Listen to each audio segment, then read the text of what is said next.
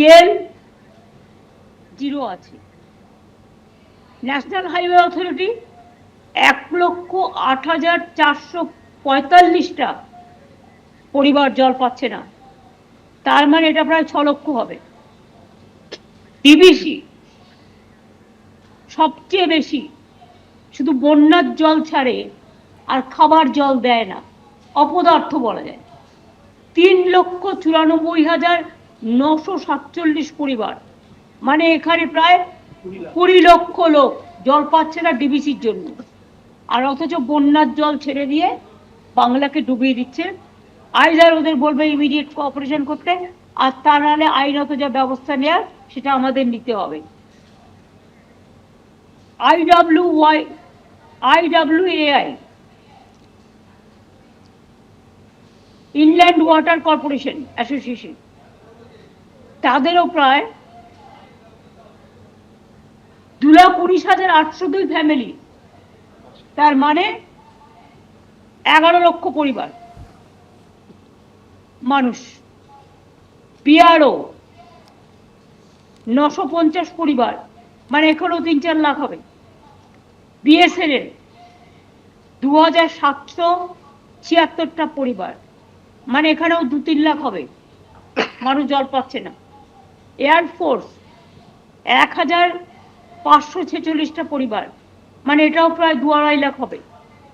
ECL 2,773টি পরিবার, আর সব মিলিয়ে শুধু 9,03,425 পরিবার যদি মানুষ যুক্ত করা হয়, তাহলে এটা হয়ে যাবে প্রায় 30-40 লাখ, 50 লাখ পরিবারের উপর।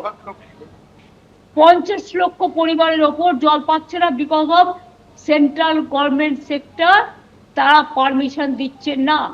আমি অনুরোধ করব যাদের নাম বললাম তারা ইমিডিয়েট পারমিশন দিন জলটা মানুষের কাছে পৌঁছানোর জন্য, এবং চিফ সেক্রেটারিকে বলবো অফিসিয়াল লেটার এবং অফিসিয়াল একটা মিটিং করবার জন্য, সাথে পিএইচই ডিপার্টমেন্টকে নিয়ে নেওয়ার জন্য। এই হচ্ছে পরিসংখ্যান। আমরা চাই যত তাড়াতাড়ি মানুষ জলটা পাবে। শুধু পাইপ ফেলে রাখলে হবে না, পাইপ অনেকে দেখতে পাচ্ছেন জল পাচ্ছেন না, তার 3টে কজ আপনাদের কাছে আমি বলে দিয়েছি। এর জন্য দায়ী কিছু লোক, কিছু ব্যক্তিগতভাবে স্বার্থপর কিছু লোক, যারা টেন্ডারের নাম করে টেন্ডারে পার্টিসিপেট করেছে, অথচ ডিপিআর করেনি, আদৌ জলটা সেখানে পাওয়া যাবে কিনা সয়েল টেস্ট করেনি। তাদের ব্ল্যাক লিস্টেড করে নতুন করে লিস্ট করুন, আর কি করে এটাকে how to solve it, what is the alternative, সেটা দেখা হোক। 2 হচ্ছে পাইপ যেখানে পৌঁছে গেছে পাইপ কেটে নিজের স্বার্থ সিদ্ধি করছে। পাইপ কাটা মানে হচ্ছে সেই পাইপ থেকে যদি কিছু বিষাক্ত জিনিস ঢুকে যায় লক্ষ লক্ষ মানুষ মারা যাবে। তাই এটা it's a criminal offence, it's a criminal offence. সেই ক্রিমিনাল অফেন্স কেস দিয়ে পিএইচই তাদের নজরে আনবে।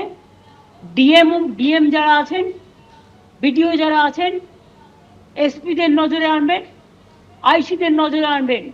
আইসি যদি না করে এসপিদের নজরে আনবেন, তারপরেও এসপি যদি অ্যাকশন না নেয় 2-3 দিনের মধ্যে, তাহলে কিন্তু আমরা অ্যাক্ট করব। আর একটা পয়েন্ট আমি বললাম, সেটা হচ্ছে পাইপ যতক্ষণ পর্যন্ত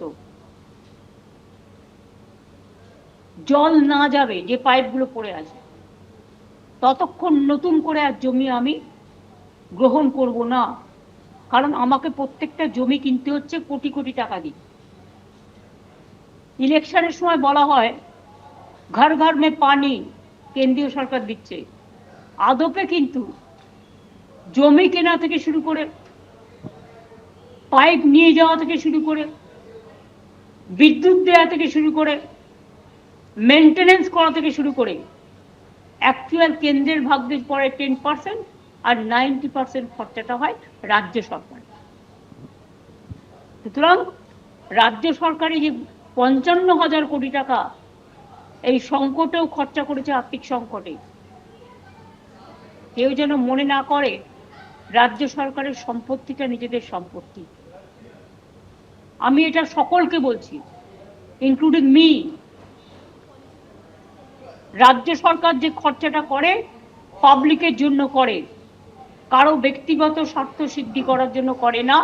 কারণ ব্যক্তি থেকেই শুরু হয় সমষ্টি, সমষ্টি থেকেই শুরু হয় যৌথ পরিবার।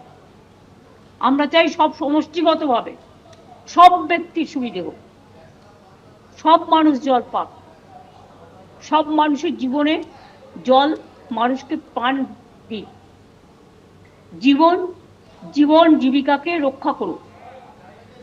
আমি ইরিগেশন ডিপার্টমেন্টকে বলবো, যে যে জায়গাগুলো ওরা জল কেটে নিয়েছে কেন নিয়েছে দেখতে।